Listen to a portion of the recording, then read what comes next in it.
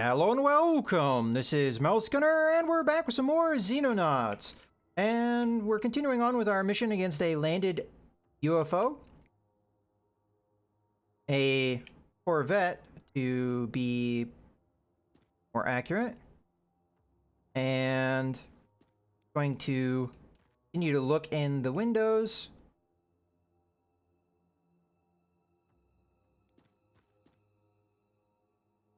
And check this area. Okay, at this point, there's not that many places we haven't checked. We didn't check in here thoroughly, but I think we've checked enough that we can be fairly certain there's not going to be anything there. Let's get our assaulter moving, as we did check this upper area. Okay. That way. And who has left to move? The rifleman. The rifleman we're just going to move so that we have better positioning of this area. Knee. And the sniper, I have no idea what to do with the sniper. We're not going to really have a great place to put anyone just because of the confined areas that we're talking about here. So the sniper we might just have, I don't know, chill looking that way in case we miss something. Okay, I think that's everybody we want to move for this turn. So let's go ahead and end the turn. Very quiet. Alright, so it's going to take a little bit of time to get my men over to the UFO. Granted, not too much time. Not a ton of time, I should say. Alright, so let's just get the shield up. And we'll take a knee right here. And will give us an opportunity for a snapshot. I don't know if Androns carry grenades. We haven't seen them do so yet. But I'm going to just go ahead and put the assaulter a few steps behind. Face that way. I'm not going to bother taking a knee, even though that might be the wiser thing to do. Okay, you are just going to come all the way down this way. And stack up there. The Hunter Scout car is going to move here and face this way. Not that I'm not sure if we want the Hunter Scout car to do anything with its cannon, possibly killing my own men, but okay. The sniper, again, we don't have really any great places to be as far as getting shots with our snipers and things. This is just going to have to be our assaulters that take care of this. But we'll look somewhere and just hold that area, I guess. Alright, well, that's going to be it for this turn, as we've already moved everybody I want to move. That's interesting. I just heard something. Now, it's possible that's just the burning happening, as things are being destroyed because of that. Let's just look around the map real quick, because we know Andron's going to walk right through walls. So if there's a wall that has a hole in it, it could be a sign. But for now, I'm just going to go ahead and move up to the... Alright. Well, I said I wasn't going to have the Hunter Scout car do anything, but this is actually not a bad opportunity here, as we could do an aim shot and kill both these guys in one go. Now, we would damage a bunch of things that are inside the UFO, but at this point, I am almost willing to take that risk. So I'm going to go ahead and back off here, and we're going to go ahead and take an aimed, or a normal shot, I should say. Boom.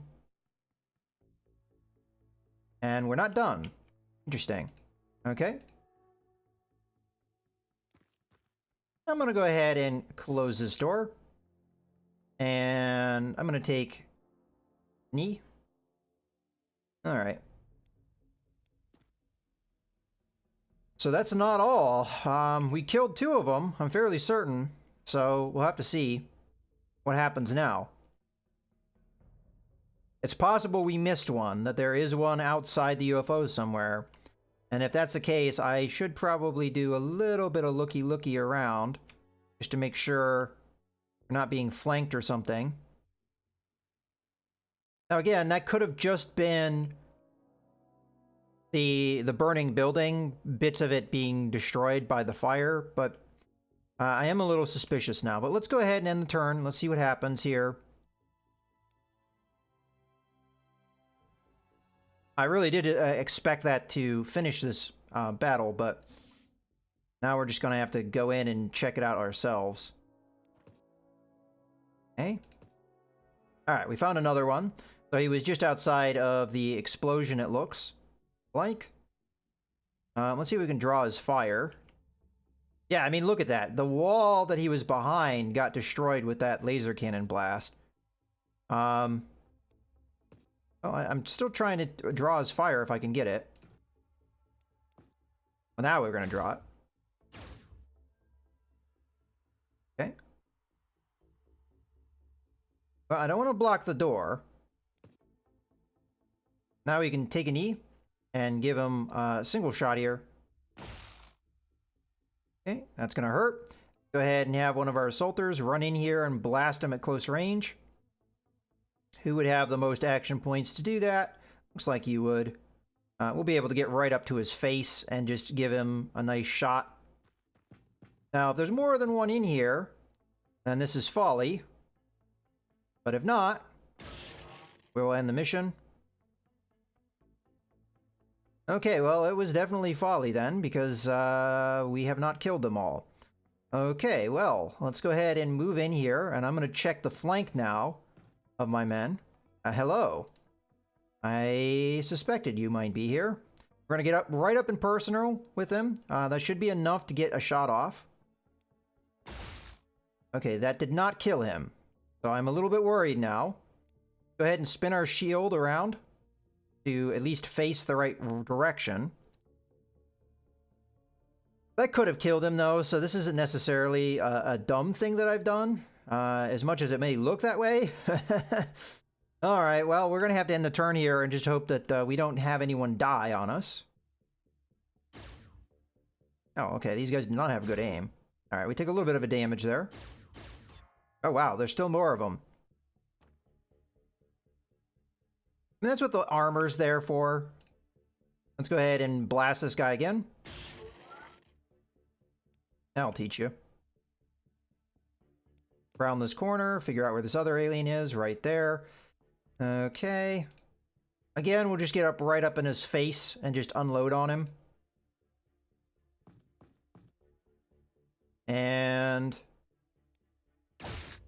okay, we should have one more shot. Down you go. Alright, well, there was a lot more in the UFO than I thought there would be, but you know what? I should have suspected that. I think there usually is about this many, 11. As a matter of fact, I should try and remember that number. And we only lost one civilian, so that does still count as excellent. We didn't get a lot of cash, and I have a feeling maybe that was because I dumped how many explosions we had. That's probably a big reason of why we didn't get too much as far as a reward here. So it's a little bit of my bad, but that's kind of the way it goes. You have to decide the advantages of getting an easier victory by blowing things up or not. Now, I really could use the money, but in this case, we just went through the mission and did it a little bit easier. Now, that's where the Hunter Scout car, we have to make that decision. Does the laser cannon, is that the right thing to do? Because it's going to vaporize aliens that we kill with it. And that's what it's going to do. All right, well, let's continue here. So that was a successful mission. We don't really have anything else going on. That did bring us back up to around about 7,000. I'm sorry, 700,000. And we're still working on this dropship. It's just not finishing as fast as I would like. So we do have some sightings going on over here that we can't do anything about at this moment. Not unless it comes over this way. Now the aliens may start actively going after me now. All right, we're gonna start production here of this, even though kind of hoping we'd be done. I maybe banked a little bit too much on this being done earlier. As a matter of fact, what we could do just back off some of these other things. Try and increase this. Unlike the workshop, you don't really get an indicator of how it is affecting the research time. There we go. That's what we're looking for. So we have the strike dropship. And the important thing here is going to be, first off, it's a lot faster. 550 kilometers versus, so it's double the speed. Range, about the same, so that's not really different. And the range of dropships are usually pretty good. Compared to a Condor or a Foxtrot, much better. So a dropship can go pretty far. I don't think these other things necessarily matter, and they aren't really any different. So durability is the same, maintenance cost is the same, so nothing really changes outside the speed. And the more important thing is going to be that we can haul more troops. So that's what this is all about. So let's go ahead and close this sucker up. We're going to go to the research screen, of course, because we have to deploy some of our men. So what do we think? First off, I'm going to commence this project, but of course we're not going to have 18 scientists working this. I think maybe we have like 3 or 4. I'm going to worry about this in a little bit. The thing I want to take care of now, so I don't forget about it, is going to be the dropship. So Charlie 2 is now going to be transferred, as we do have an open hangar slot over here. It's going to be transferred. So relocate aircraft, and it's going to go to Hull 2. Relocate. Now that we've relocated that, it's open. So we can go straight into the workshop. We can go to aircraft, and we can do strike dropship. Now this is going to be important. 200,000 and 160 man days. So we're going to commence this project, and we're going to put all of our engineers into it. So ignore the laser carbine. Go straight into this. So with 15, that's 10 days. That's going to be a while. So we'll see about that. Now, more than likely what I'm going to do is I'm going to switch the personnel around. So the strike dropship is going to be manned by who currently is Charlie 1. So I'm not sure. Is that going to be Strike 1? We'll see. All right, moving on. Now we need to go to the research screen. So 10 days. All right. I think we can keep that funding going for that number of days, but we'll just have to see. All right. So I'm also going to have to do switch over here too, because we also have the Corsair being worked on. So I'll make that 3 scientists over here. So what else do we want? Plasma weaponry might be good. I don't know if we're going to immediately get any weaponry out of this. And I have made a few mistakes on that, I think, in the past. I would like to get the electroshock grenade going at some point. So put a couple scientists there. I think I'll put a couple in plasma weaponry. So that's going to be Hull 2's research over in Hull 1. So I'm not sure how much I really want to do the Corsair right this second. Electroshock grenade, let's get that up to excellent. There we go, we've got that. Scimitar tank, again, I don't know how much of a priority that is, so I think I'll keep it with as many scientists as we have now. Let's see if we can get this up a little bit. Maybe get it to average. There we go. Poser jumpsuit, I think I'll keep it at the level it's at. And I guess we'll put the rest into... Okay, so we've got the Corsair going average. Let's put the rest in plasma weaponry. Maybe a little bit of upgrade there will go a long way to helping us out. So... all right, we've got our research set up. I would like that electroshock grenade to come out at some point, but I think we're good to go. Let's go ahead and go back, and I mean, this is just a waiting game yet again. We're going to be replacing the old Charlie dropships with the Shrike ones eventually. It is also starting to get to the point where I'm going to think about maybe getting another base operational, but I just don't know if we have the funding for it, so... okay, Shrike dropship, as we know that, so close. And we're now going to... oh, yeah, you're going over there. For a second there, I was like, what are you doing? Now, if this guy gets shot down, it's not the biggest deal. There's nothing in it. And we might just leave that slot open and build a Shrike dropship over there if that's what happens. But for now, we're going to have that go over there. And we now have the possibility of having 2 Charlie teams in Hull 2. And that doesn't mean we're going to have to set up troops for that, but right now we don't really need to do any of that. So we're just going to be patient and wait and continue to have time go by. If we have a little bit of a quiet moment, I guess that works for us. Although the cash would be nice. It also allows us to get our research and be more prepared. Okay, the production of the laser rifle is finished. Let's go to that base. I don't remember how many I set up over here.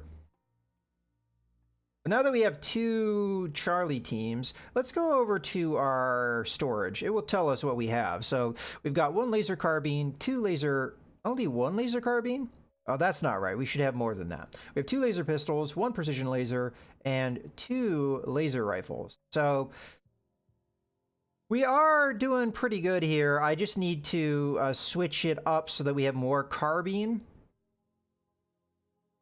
It's possible we have 1 allocated to a soldier, and if that's the case, it might not be listed. So I'm just going to be double certain of that. So we do have 1 person using a carbine, and there's another one here. So we do actually have 2.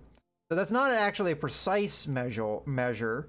The shield never got the pistol. So we can be certain we have 2 pistols, we have 2 carbines, we have 2 rifles, and we have 1 precision laser. So we have 1 of our teams ready to go, more or less. So what I should start producing here is, I think, another 2 laser carbines. That way we'd have the pistols and the carbines taken care of. So that's what we're going to do, and we're going to have all 15 work on that. All right, how are we doing over here? We still have 6 days to go. We should have the cash for that, though. So let's continue.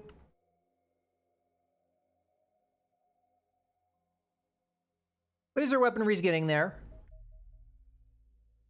All right, electroshock grenade. Let's read up on this one a little bit. I'm just going to read this last paragraph because it's more than likely going to tell me what it does. Electroshock grenade is very useful for destroying robotic enemy units. The EMP pulse completely bypasses the target's armor and overloads the electronic systems underneath. Well, that's very good.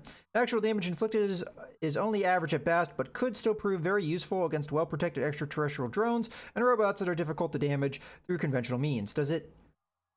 oh, the stunning effect of the grenade is not quite as powerful as that generated by a stun baton, but this is offset by the greater range. This will be of great relief to your men. I've noted the soldiers... Okay, so this may be a replacement for our flashbang or our stun grenade. So I'm going to have to see what it replaces. We'll check that in a second. But it looks like it does a stun effect, and it also is going to do damage to robots. So let's go ahead and close this, and we will go to the research screen here. But before we do that, I'm going to go to the equipment screen and see what we got. So equipment... it looks like it's an additional. So let's see what it says here. It is electroshock grenades produce a powerful electric pulse that inflicts stun damage on biological units and EMP damage on robotic units. So stun damage is what this thing does. It does 50 stun too, whereas this one only does 40. Now that's per turn, and it's a gas that sticks in the area, so that's why we keep this one, because it still has its own usefulness. But this one here... this has a lot of use. It also suppresses. Not as much as a flashbang, but it's kind of a catch-all grenade. It does stun damage, it does suppression, which this doesn't do. And it does the EMP damage, which is more than the kinetic damage of a Elenium grenade. Now, the suppression seems to be the same. So this seems pretty useful. Maybe a replacement for our current stun grenades. So we'll figure that out later, but that seems to be a really good upgrade. Now let's go to the research screen here. We don't have any other projects to do. I think I'm going to invest in... most of these other things are direct tech. We're going to be directly getting something. The only thing that's probably not the case for is plasma weaponry. So... if we want to unlock more things on the tree, I think we have to go that route. So let's go ahead and start putting more scientists into that particular tech. Get it up to the excellent level. Let's go over to Hole 2, as we do have some free scientists there. Let's get the scimitar tank up a little bit so that it's average. We'll put a couple more into the Corsair tech. Now that's good. And then we'll put the last one in the plasma weaponry. Okay, so we've got 2 techs that are excellent progress. Now, we'll see about the Buzzard jumpsuit and what it has to offer for me. But I think what we're probably going to do is, at the moment, I have a setup where it's 3 wolf armor and 3 of the jackal armor. What I'm probably going to do, as this is a good point to go ahead and put a cut in the video, but what I'm probably going to end up doing is do 3 wolf, 3 buzzard, because I believe the buzzard, it's a little bit lighter armor, both in weight, but also in protection, but it's better than the jackal armor. And it also has the upgrade of, you know, you jump around with it. So that's probably what we're going to do. In any case, I hope you guys have enjoyed the video. This is Melskinner, signing out.